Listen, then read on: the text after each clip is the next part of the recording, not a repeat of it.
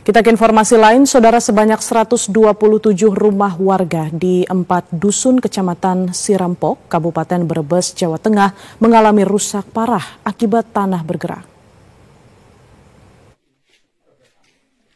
Bencana tanah bergerak terjadi di Dusun Babakan, Karanganyar, Cupang Bungur, dan Keranjan, Desa Mendala, Kecamatan Sirampok, Kabupaten Brebes, Jawa Tengah, pada Kamis dini hari.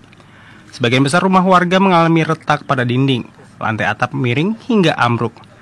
Menurut warga, pergerakan tanah yang dirasakan pada Kamis dini hari mengakibatkan dinding retak hingga badan jalan amblas. Keesokan harinya warga merasakan pergerakan tanah semakin parah hingga mengakibatkan dinding roboh. Warga mengaku hingga saat ini pergerakan tanah masih terjadi. Akibat tanah bergerak ini, kini rumah warga tidak bisa lagi ditempati karena membahayakan keselamatan jiwa apabila bangunan runtuh maupun ambruk. Sementara itu, warga terpaksa tinggal di tenda pengungsian milik Badan Penanggulangan Bencana Daerah atau BPBD Kabupaten Brebes untuk sementara waktu. Ya, ada retak sedikit. Makin hari kemarin kok makin jalan.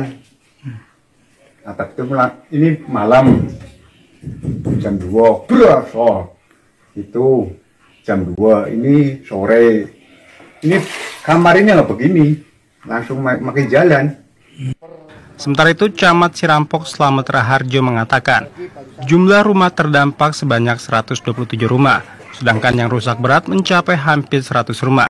Saat ini pihaknya juga sudah menyiapkan dapur umum untuk warga yang mengungsi.